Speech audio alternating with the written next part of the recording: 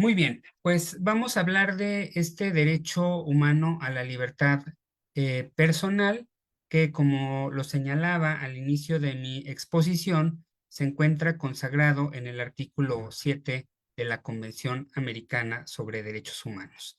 En esta disposición se contienen diversos numerales, es decir, el artículo de la Convención contempla varios apartados divididos con los números del 1 al 7, estableciendo en primer lugar el reconocimiento expreso a este derecho humano, vinculándolo con la seguridad personal, y a partir de los numerales del 2 al 7 establece una serie de prerrogativas que pretenden garantizar, que pretenden hacer efectivo el derecho humano contenido en el punto número 1.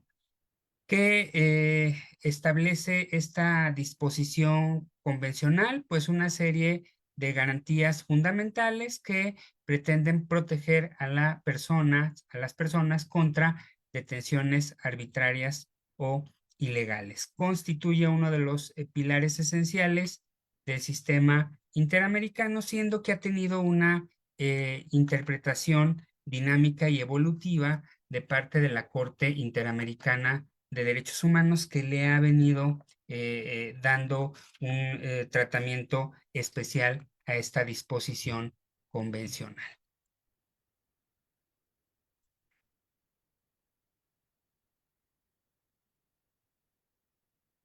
Vamos a comenzar con la conceptualización de este derecho a la libertad personal. Como les decía, el artículo relativo en la Convención se titula Derecho a la libertad personal, pero en su contenido no solamente se refiere a este derecho, sino también a la seguridad personal, que se encuentran conceptos íntimamente vinculados. Dice el punto número 1 de esta disposición: toda persona tiene derecho a la libertad y a la seguridad personales. De este punto 1 se desprende de forma expresa el derecho humano que pretende garantizar esta disposición: libertad y seguridad personales.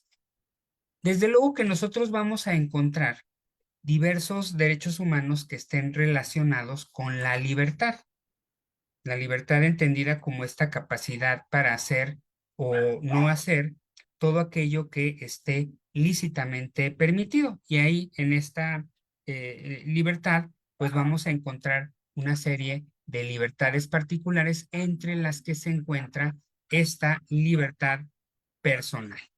¿A qué se refiere principalmente? Pues a la posibilidad de moverse en un espacio eh, determinado sin limitaciones, y pretende proteger contra el confinamiento en espacios reducidos, similar a los centros de detención, cárcel, prisión, centros de reinserción, aunque, como veremos, pues no se limita exclusivamente a la prisión.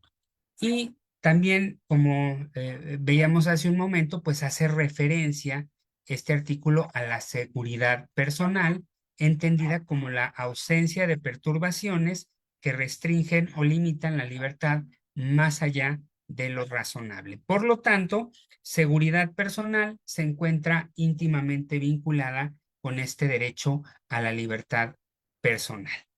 Como les decía, pues esta libertad se encuentra también traslapada con otros derechos humanos, como es el consagrado en el artículo 22, que garantiza el derecho a circular por el territorio de un estado y a salir libremente de cualquier país. Pero este artículo 7, al hablar de la libertad personal, se enfoca principalmente en la protección contra el confinamiento en espacios reducidos. Si nosotros empezamos a dar lectura a los numerales siguientes al punto número 1, es decir, a partir del 7.2 hasta al 7.7, vamos a darnos cuenta que la convención vincula esta libertad personal con las detenciones, con violaciones que tienen que ver con principalmente el sistema penal.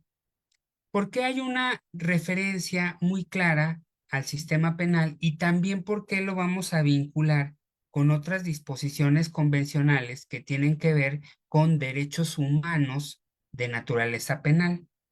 Pues porque debemos de reconocer que es en este espacio, es en este ámbito donde con mayor frecuencia se suelen violentar los derechos humanos y donde los regímenes autoritarios o arbitrarios pueden actuar a discreción.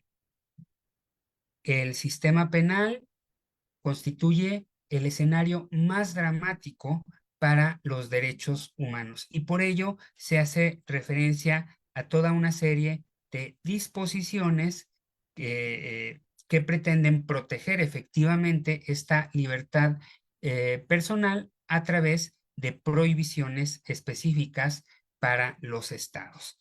El artículo 7.2 señala que nadie puede ser privado de su libertad física, salvo por las causas y en las condiciones fijadas de antemano por las constituciones políticas de los estados partes o por las leyes dictadas conforme a ellas. Entonces, podemos encontrar una primera disposición convencional relacionada con privaciones de libertad que solamente van a estar justificadas estas restricciones a partir de que se cumplan con los requisitos legales y constitucionales en la materia.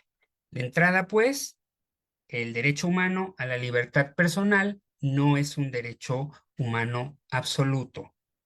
Primera identificación de esta naturaleza. Vamos a encontrar en las constituciones, vamos a encontrar en las convenciones internacionales derechos humanos que sí son absolutos, de tal suerte que no pueden restringirse ni siquiera en situaciones excepcionales de estados de emergencia, como por ejemplo el principio de legalidad, el debido proceso, la prohibición de la tortura, de desapariciones forzadas.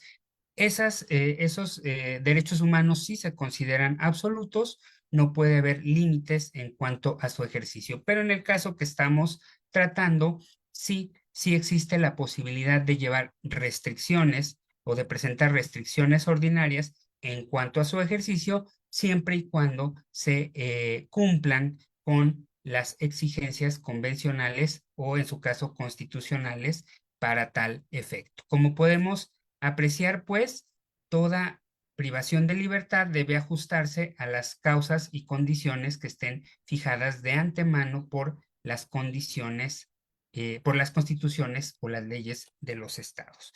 Esto implica un aspecto material que debe de haber una tipificación de las causas en la ley, en la Constitución, debe establecerse los supuestos en los cuales una persona puede ser privado de su libertad y también un aspecto formal. Los procedimientos deben estar claramente definidos.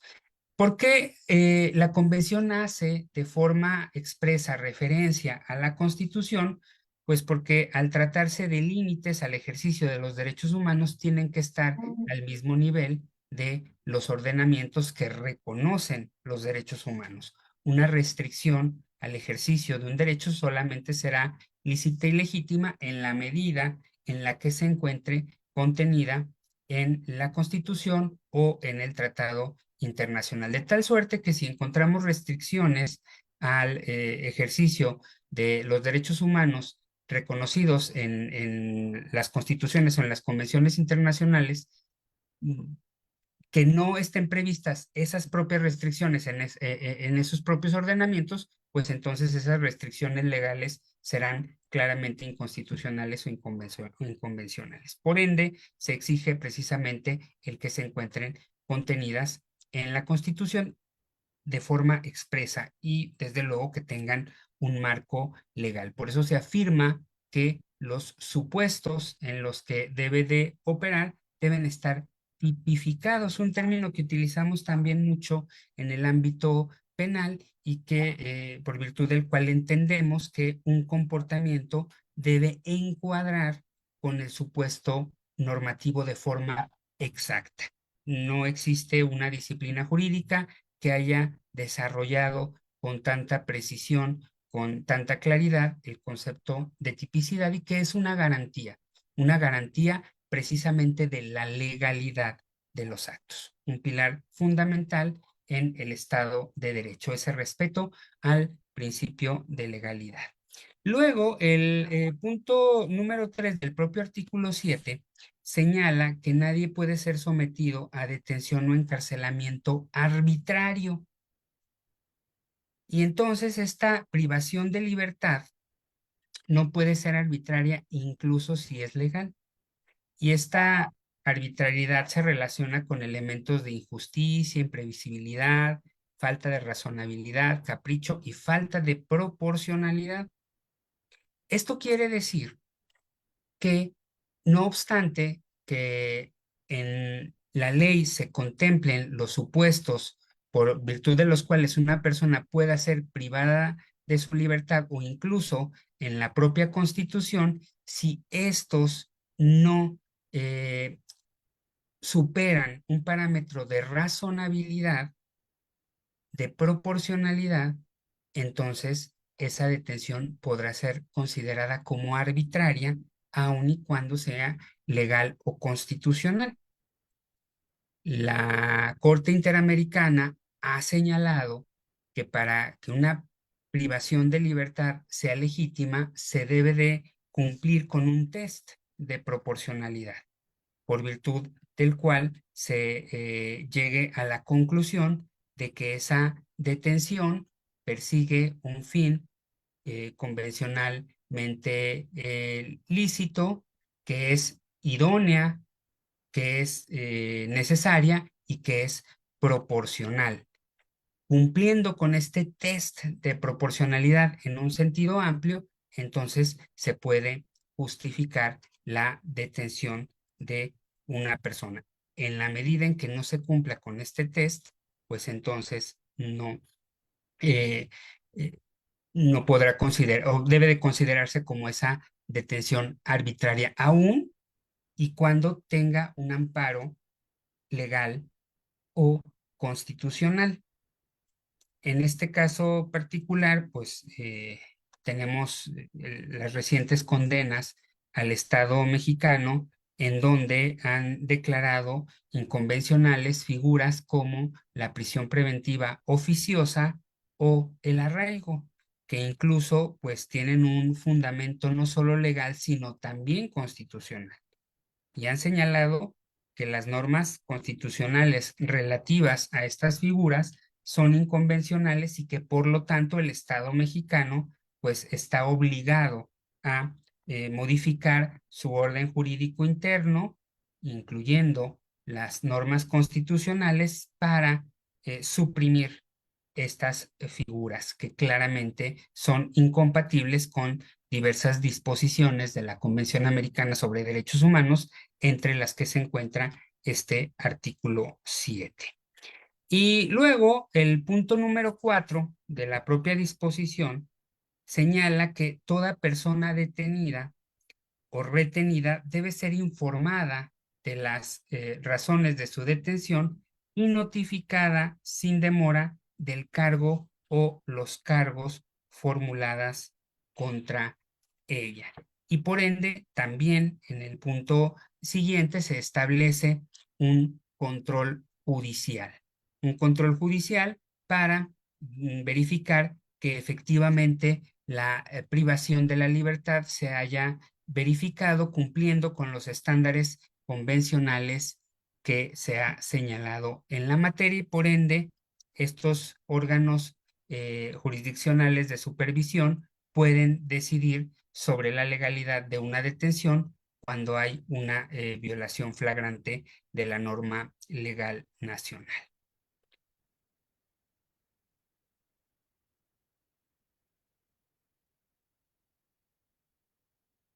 Bueno, la este derecho a la libertad personal propiamente en el contexto penal. Pues primero, el arresto, al momento inicial de la privación de la libertad, la persona debe ser informada de las razones de su aprehensión de manera inmediata. Luego vendrá la notificación de los cargos. Señala la convención que la persona detenida debe ser notificada sin demora del cargo o cargos formulados contra ella, y esta notificación es mucho más formal que la que se realiza, la información que se le hace al momento de la detención, y exige una descripción de los cargos legales. También señalábamos que el punto 4 establece, perdón, el punto 5 establece que toda persona detenida o retenida debe ser llevada sin demora ante un juez u otro funcionario autorizado por la ley para ejercer funciones judiciales, y tendrá derecho a ser juzgada dentro de un plazo razonable o a ser puesta en libertad sin perjuicio de que continúe el proceso, y su libertad podría estar condicionada a garantías que aseguren su comparecencia en el juicio. Por ello, pues, tiene el derecho a ser presentada ante un juez, quien determinará sobre la legalidad de la detención. Y fíjense ustedes que hay un punto interesante en este apartado, que establece el juicio en un plazo razonable, de tal suerte que si no se respeta este plazo razonable, la persona privada de su libertad puede ser y debe ser puesta en libertad sin perjuicio de que continúe el proceso. Este artículo 7 de la Convención reglamenta con detalle las privaciones de libertad realizadas por agentes del Estado en el contexto de un posible proceso penal, estableciendo garantías específicas para proteger frente a arrestos y detenciones ilegales o arbitrarias. Además, porque se considera que la violación a este derecho humano puede ser el inicio de otras violaciones a derechos humanos de mayor gravedad. Como les comentaba, el sistema penal pues suele ser el espacio donde se manifiestan muchas violaciones a los derechos humanos, donde el autoritarismo puede operar a discreción y puede dar origen, por ejemplo, a torturas, a tratos crueles, inhumanos, degradantes, puede dar lugar a incomunicaciones, puede dar lugar a desapariciones forzadas, puede dar lugar a la privación de la vida. Por eso tiene tanta importancia estas exigencias convencionales para emitir una restricción al derecho a la libertad personal. ¿Qué debe contener este derecho a ser informado de las razones de la detención? Pues en primer lugar, la información sobre las razones de la aprehensión debe de darse de inmediato, presentando que la persona tenga la oportunidad de reaccionar con argumentos que puedan producir el desistimiento de la acción. No puede limitarse a señalar una disposición legal que autoriza el arresto, sino que debe contener una descripción somera de los hechos que se invocan como causal del arresto, y también en el caso de que la persona detenida sea un niño, niña o adolescente, pues la información debe darse también al que ejerza su representación, o sea, su custodio legal, como una garantía adicional de protección. La propia Corte ha enfatizado que esta obligación constituye un mecanismo para evitar detenciones ilegales o arbitrarias desde el mismo momento de la privación de la libertad, y además garantiza el derecho de defensa del individuo, y por ello también se encuentra estrechamente vinculada con el artículo 8 de la Convención, particularmente el 8.2, que contiene mm, la garantía del debido proceso en materia penal, entre las que se incluye el principio de presunción de inocencia. la detención de una persona para ser sometida a un proceso penal, medida cautelar que conocemos como prisión preventiva, pues es una excepción a la presunción de inocencia y por ello es que debe tener un carácter excepcional. ¿Cuáles son las características que debe revestir este conocimiento de los cargos? Pues una formalidad que se debe de notificar los cargos. Esto debe hacerse también sin demora y debe de habilitar la posibilidad de objetar la detención, es decir, garantizar la defensa, garantizar la posibilidad de que el sujeto detenido pueda dar argumentos para obtener su libertad. En la redacción 4 del artículo 7 al que me he hecho referencia, del numeral 4 del artículo 7, se hace suponer que la exigencia de la persona ya detenida sea notificada de los cargos formulados contra ella.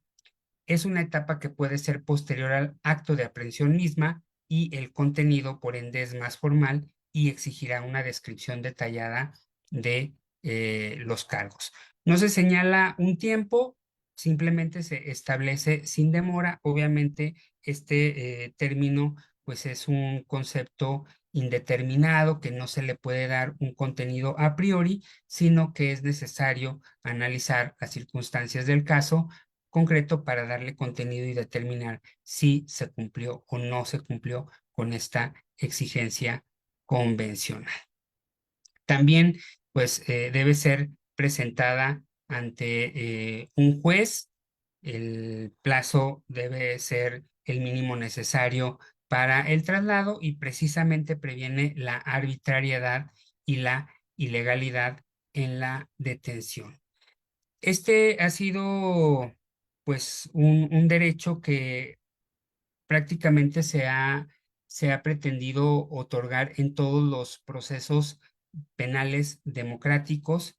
Se considera que la detención administrativa siempre debe estar sometida al escrutinio jurisdiccional, puesto que es el juzgador el que a través de su independencia tiene la eh, posibilidad de determinar de manera objetiva e imparcial si la detención ha sido cumpliendo con los estándares que se exigen en la normatividad legal o constitucional. Y la propia Corte ha establecido que no cualquier autoridad con funciones judiciales puede examinar la legalidad de una detención, sino solo aquella que no viole el principio de juez natural, como pues lo ha determinado en diversos casos. ¿Cuáles son las características que ha revestido la Corte Interamericana en relación particular con la prisión preventiva? Pues esta debe ser la última ratio de las medidas cautelares. Así como decimos que el sistema penal es la última ratio de la política criminal, pues así la prisión preventiva debe ser la excepción y no la regla. En un proceso penal democrático, la prisión preventiva se justifica por su necesidad.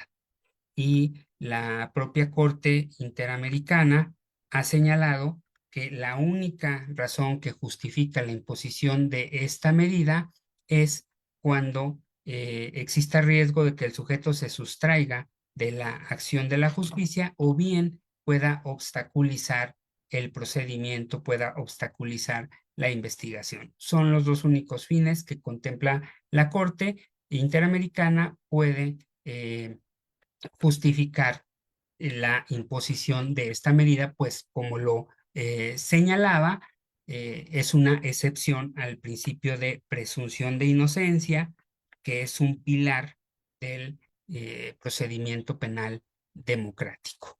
Como les comentaba, la propia disposición del artículo 7 señala que no puede exceder de un plazo razonable, como también se puede vincular con el artículo 8.2 de la propia convención, que establece que el procedimiento penal debe tener también una duración razonable, pero todavía esta disposición es más específica al hacer referencia a la prisión preventiva, que incluso puede ordenarse la liberación del detenido y que continúe el procedimiento penal sin que ello implique una violación al artículo 8.2 de la propia convención. Y esta finalidad procesal a la que hacía referencia, pues tiene que ver con los objetivos que están relacionados con el propio proceso. Finalmente, la medida debe ser proporcional al objeto que se persigue en estricto sentido y por ello, en todo caso, la imposición de esta medida debe ser resultado de un debate previamente llevado a cabo entre el órgano acusador y la defensa. No puede haber una imposición de manera oficiosa y tampoco puede impedirse el que opere la libertad de una persona que ha sido sometido a esta medida cautelar por el tipo de hecho punible que se le atribuye. También la Corte Interamericana ha señalado que esas normas que impiden la liberación de determinados detenidos por el tipo de hecho que cometieron, pues es incompatible con la Convención Americana sobre Derechos Humanos.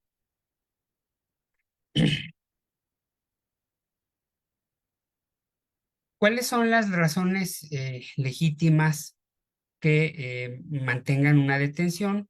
Pues, como ya lo señalaba, el riesgo de fuga, que no se, la persona no comparezca al juicio, que vaya a obstaculizar el propio procedimiento al alterar las pruebas y desde luego solo puede tener objetivos relacionados con el proceso.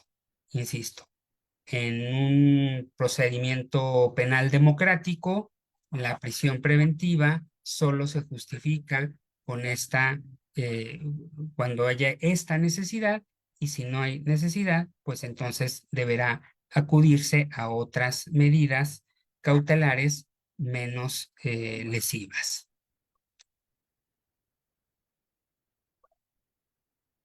¿Cómo debemos entender ese plazo razonable a que hace referencia la propia convención?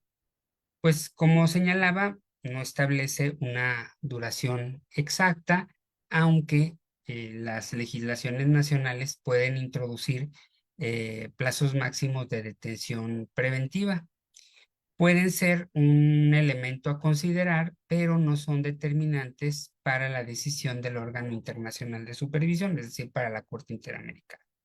Puede ser que considere que los plazos contenidos en las normas excedan ese plazo razonable, aunque sí puedan ser un elemento a tomar en consideración.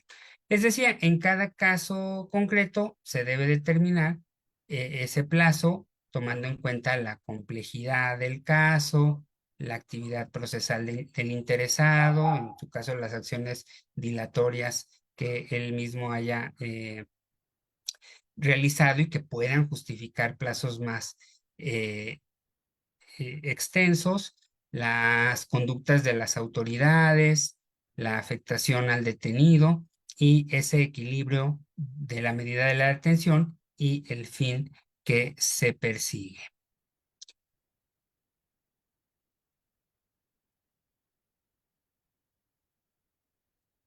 ¿Cuáles son las diferencias que vamos a encontrar entre el plazo razonable de detención y el del juicio? Pues en el artículo 7.5 se refiere al plazo de la detención preventiva y protege la libertad personal del acusado.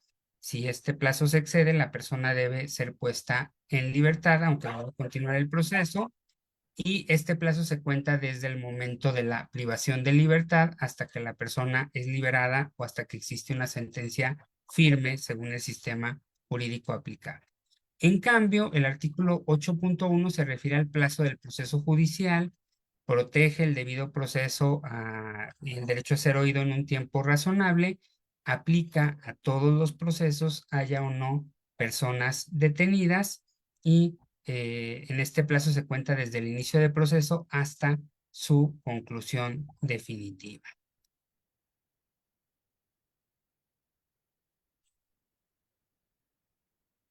Hay también obligaciones adicionales en relación con la privación de libertad. Se debe notificar a terceros. La Corte ha señalado que debe de notificarse a un familiar, un abogado, o al cónsul cuando se traten de extranjeros detenidos sobre la detención. Y al realizar esta notificación, se está evitando, se está previniendo desapariciones forzadas. Asistencia legal, se debe contar con un abogado desde el momento del arresto. La autoridad debe contar con registros de detenidos y estos registros deben estar actualizados y deben ser accesibles, y también pues tienen derecho a un examen médico. Estos derechos adicionales han sido construidos por la propia jurisprudencia de la Corte Interamericana de Derechos Humanos. ¿Qué debe de tener este registro de detenidos como una garantía convencional? Pues los datos esenciales, la identificación del detenido, motivo de la detención, autoridad competente, día y hora del ingreso y liberación, información sobre la orden de detención, también notificación a representantes o defensores, registro de visitas, indicación sobre rasgos de golpes o enfermedad mental, traslados y horarios de alimentación, y debe ser accesible para personas con interés legítimo y autoridades competentes, permitiendo el control de legalidad de las detenciones.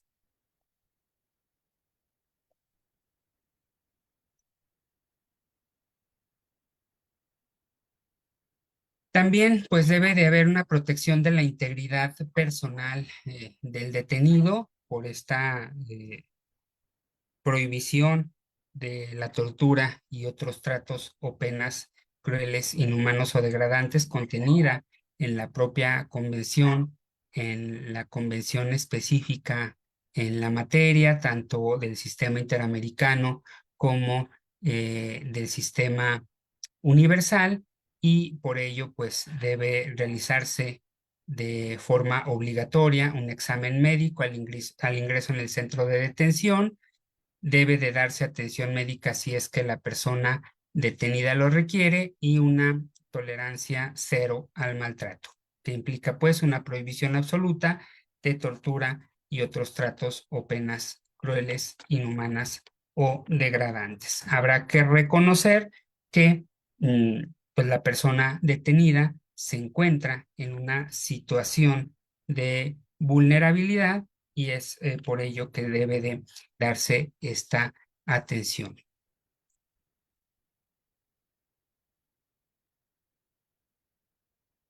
¿Qué efectos tiene la privación de la libertad en otros derechos humanos? Pues hay diversas afectaciones, como a la libertad de expresión, puesto que hay limitaciones al derecho a informarse y comunicarse, al derecho de reunión, puesto que hay restricciones a la posibilidad de reunirse con otras personas, a la vida familiar, de este derecho a la privacidad y no interferencia con la vida familiar. Y también puede haber limitaciones al derecho al voto y participación política. Hay algunas constituciones que establecen que una vez que una persona es privada de su libertad en virtud de una prisión preventiva, pues entonces se suspenden sus derechos políticos y no puede ser votado ni ejercer el voto. Entonces, como podemos observar, la privación de libertad afecta de forma necesaria el goce de otros derechos.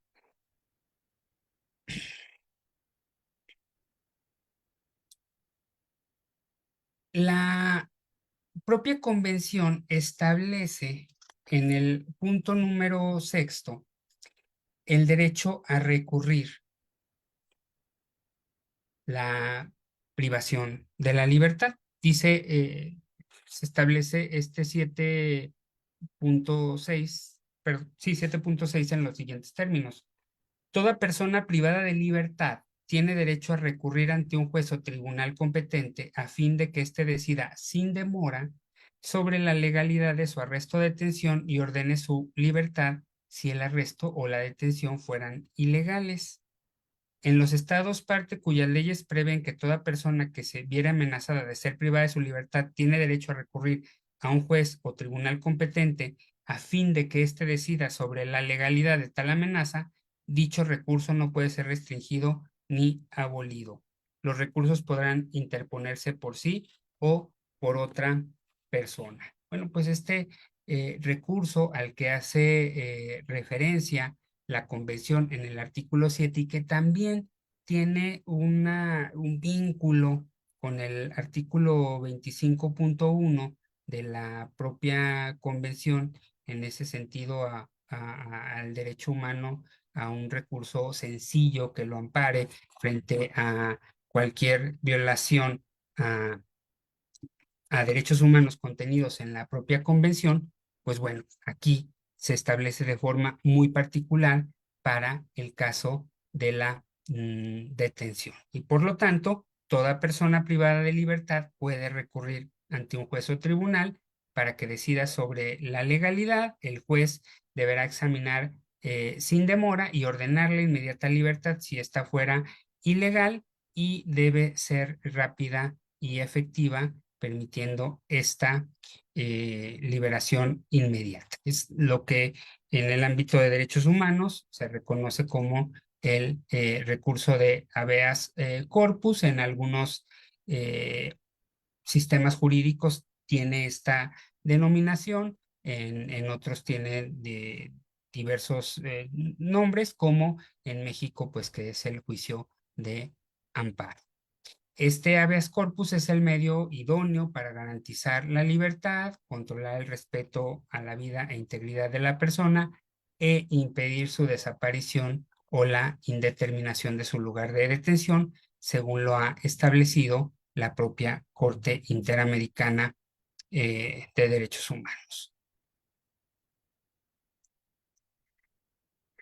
De la propia descripción del punto 6 podemos apreciar las características de este habeas corpus. Debe resolverse sin demora, debe poder ejercerse a intervalos razonables, puesto que la detención preventiva requiere la persistencia de las circunstancias que la justifiquen. Por ende, la propia Corte ha establecido que debe haber una revisión periódica, debe ser efectivo, idóneo para lograr su objetivo de protección y no ser meramente formal o ilusorio, y debe ser insuspendible. No puede suspender ni siquiera durante estados de emergencia, constituyendo una garantía judicial indispensable. Y como les decía, la propia Corte lo ha vinculado con el artículo 25 de la Convención, que es el derecho a un recurso sencillo y rápido para proteger los derechos reconocidos. Finalmente, el artículo 7 establece en el último punto, es decir, en el punto 7, que nadie será detenido por deudas. Este principio no limita los mandatos de autoridad judicial competente dictados por incumplimiento de deberes alimentarios. Entonces, este principio no limita los mandatos de autoridad judicial competente dictados por incumplimiento de deberes alimentarios, y en el contexto histórico esta prohibición de prisión por deudas representa un avance significativo en la protección de derechos humanos, eliminando prácticas que históricamente eran opresivas. Y bueno, también la Corte Interamericana ha vinculado este artículo con la desaparición forzada de personas, una violación grave a los derechos humanos que preocupa a la comunidad internacional y que por esta razón pues ha eh, generado un tratamiento específico a través de una convención interamericana adoptada en 1994, pero que también se considera como un crimen de lesa humanidad y por lo tanto, pues también se encuentra previsto en el Estatuto de Roma. Y es aquí donde diversos criterios de la Corte Interamericana han considerado que esta violación al derecho a la libertad personal es el inicio de la desaparición forzada. Aquí debemos reconocer que la desaparición forzada de personas constituye una práctica sistemática y frecuente en muchos países del continente americano y por ello se considera que es una práctica que violenta diversos derechos humanos como son la vida, la integridad personal y la libertad personal. Las violaciones graves a los derechos humanos pueden generar responsabilidad objetiva por parte del Estado, pero también responsabilidad penal subjetiva para los perpetradores de esas graves violaciones a derechos humanos. Esto quiere decir que determinados derechos humanos, por su importancia, se convierten en bienes jurídicos necesitados y merecedores de protección penal, y por ello es que se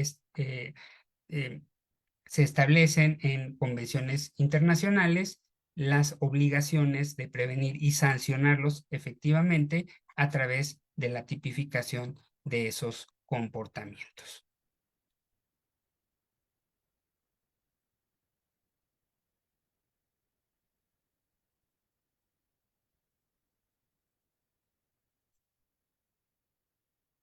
Bueno, ¿cuáles son los elementos que se deben considerar para que exista una desaparición forzada?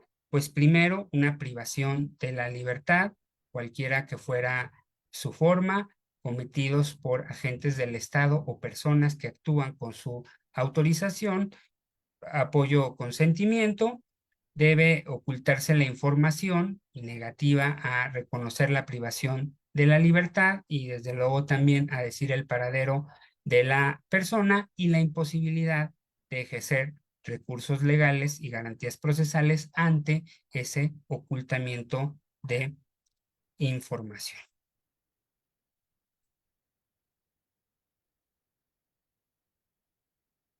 Y bueno, pues ¿cuáles han sido las medidas que se han establecido en contra de la desaparición forzada? Pues la obligación de tipificar la desaparición forzada como delito e imponerle una pena adecuada. Se considera pues que es un crimen de lesa humanidad y por lo tanto hay una jurisdicción universal. Mm, el sistema penal internacional es subsidiario, como lo es el sistema interamericano de derechos humanos, y cuando la justicia nacional no es efectiva y no es eficiente para sancionar este tipo de comportamientos, entonces existe la posibilidad de acudir ante la Corte Penal Internacional a demandar al particular que ha cometido, que se le atribuye este crimen de lesa humanidad. Exclusión de jurisdicción militar. El juzgamiento solo puede ser llevado a cabo por la jurisdicción de derecho común competente, no por jurisdicción especial o militar. Y también una medida que se empieza a implementar desde mediados del siglo pasado en hechos que se consideran violan gravemente los derechos humanos es la imprescriptibilidad de la acción penal y de la pena.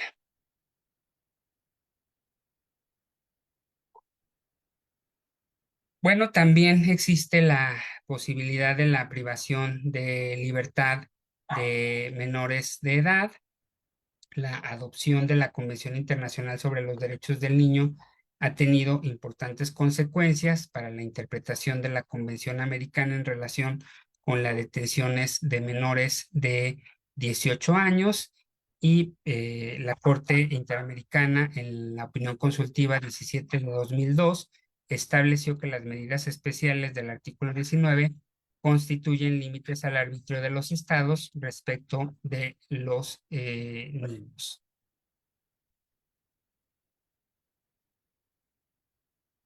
Y bueno, ¿cuáles son los principios sobre la privación de la libertad de los niños? El Estado solo puede intervenir cuando la conducta del niño esté descrita en la ley penal. Los casos de abandono, desvalimiento, riesgo o enfermedad deben ser atendidos de forma diferente a los procedimientos aplicables a quienes incurran en conductas típicas, y la privación de libertad de jóvenes en situación de riesgo significa la aplicación de una sanción no tipificada que vulnera el principio de legalidad en materia penal y del debido proceso. Y se establecen pues una serie de garantías adicionales derivado de la situación de vulnerabilidad del menor. La propia Organización de Naciones Unidas considera que los menores en conflicto con la ley penal deben ser sometidos a un procedimiento de naturaleza no penal, un procedimiento de protección especial derivado de esa etapa de desarrollo en la que se encuentran.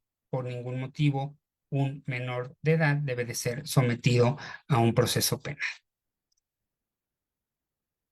Y bueno, pues también se establece un trato diferenciado para niños y adolescentes, estableciéndose límites tratándose de menores de 12 años, pues solo puede haber rehabilitación y asistencia, y se entiende que mayores de 12, menores de 18, pues deben de ser sometidos a este procedimiento especial de naturaleza no penal, sino de protección integral, donde se reconozca pues que los menores se encuentran en una situación de vulnerabilidad.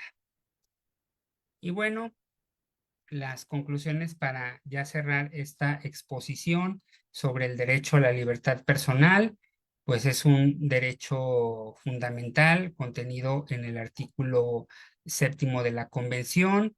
Se establecen garantías procesales como las que hablamos a partir del 7.2, el propio habeas corpus. Se ha dado una interpretación evolutiva, que es un método interpretativo que ha retomado la Corte Interamericana del Tribunal Europeo de los Derechos Humanos para darle actualidad a las disposiciones de la Convención Americana. Y bueno, estándares internacionales complementarios ha fortalecido la protección de este derecho en el sistema interamericano. Y bueno, yo con esto concluyo mi exposición, quedando a sus órdenes por si hubiera algún comentario, alguna aportación o alguna duda.